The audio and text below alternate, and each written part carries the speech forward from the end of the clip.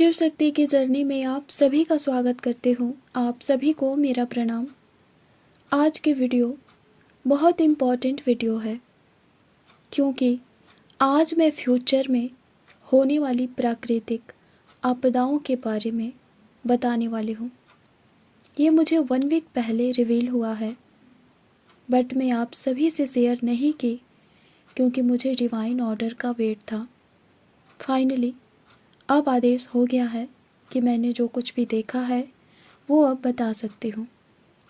और भी बहुत सी चीज़ें हैं जो धीरे धीरे शेयर करना है। पता तो बहुत कुछ है और होता है। मेरी ये बात वो लोग समझ पाएंगे जो एक साइकिक है, जिन्हें फ्यूचर दिखता है, पास्ट दिखता है। वो जानते हैं कि कोई घटना घटने वाली है, उन्हें पहले से पता होता है कब होगी, कैसे होगी, बट वो पहले नहीं बताते। कुछ चीज़ें बताते हैं, कुछ नहीं बताते। ये डिवाइन रूल है जिसे हर एक साइकिक को फॉलो करना पड़ता है।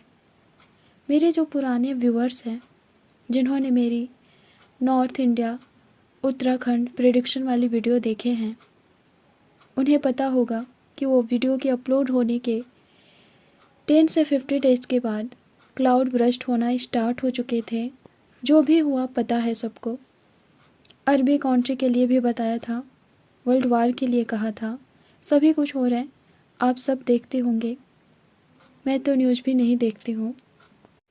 मैं एक ऐसी पर्सन रही हूँ, अपनी प्रेडिक्शन पर बिलीव नहीं करती थी, बट अब कर रही हूँ।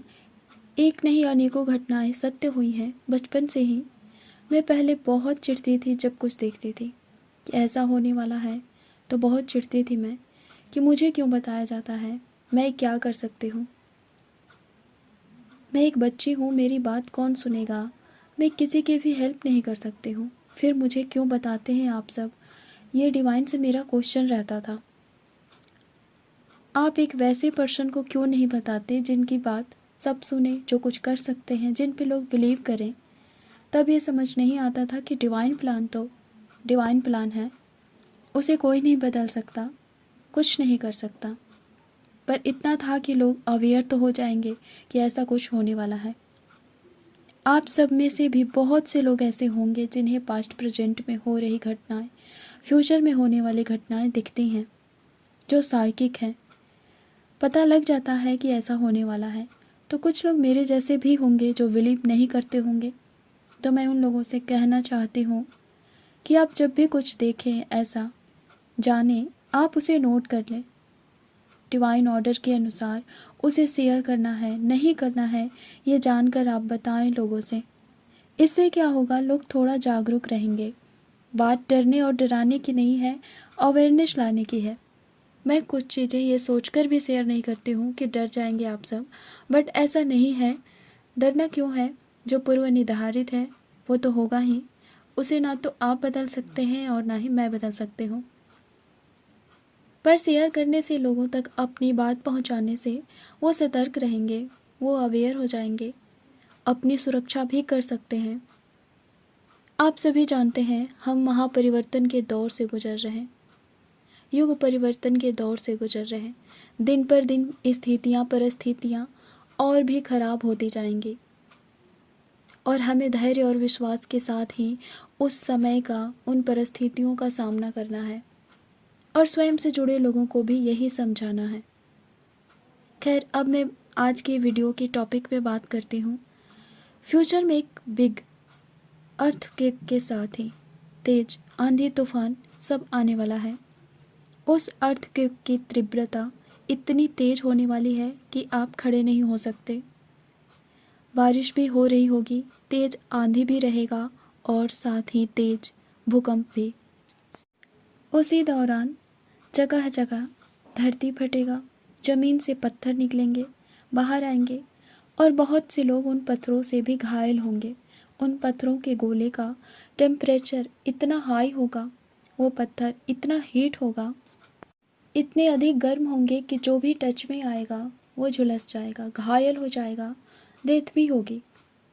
ये एक ऐसी घटना होगी जो अभी तक नहीं हुई, बट फ्यूचर में इसका होना निश्चित है। आप घर से बाहर निकले हो तो बाहर तेज बारिश के साथ तेज आंधी भी है। आंधी, बारिश और भूकंप, इन तीनों के एक साथ होने से बहुत से लोग मरेंगे, बहुत कुछ नुकसान होगा और ज़्यादातर जगहों पर ज़मीन से पत्थरों के जो गोले निकलकर बाहर आएंगे उससे भी लोग मरेंगे। उन पत्थरों का साइज एक समान नहीं होगा, कोई बड़ा होगा, कोई छोटा होगा तो कोई बहुत बड़ा होगा। यह विचित्र भयावह घटना भारत में ही घटने वाली है।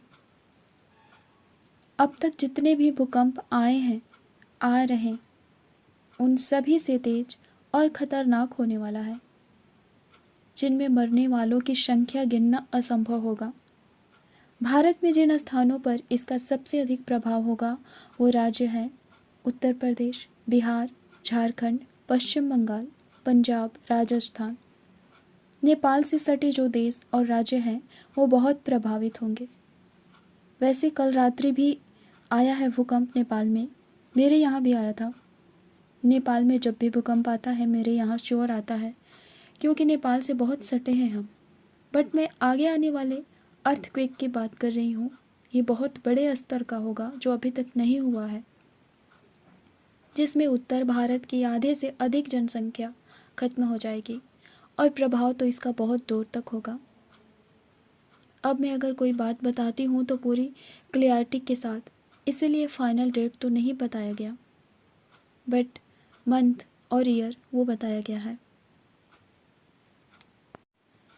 225 तक अर्थक्वेक तो कई बार होंगे, बट ज़्यादातर जो चांस हैं मैं जिसकी बात कर रही हूँ नवंबर टू दिसंबर इसी ईयर में या 224 फरवरी तक नियरली होगी ये घटना, ऐसा ही बताया गया। दोनों ही बातें कही गई। अभी ज़्यादा चांस है इन 2 महीनों का। अगर इन 2 महीनों में नहीं होता है तो न्यू ईयर के स्टार्टिंग के 2 मंथ में श्योर होगा।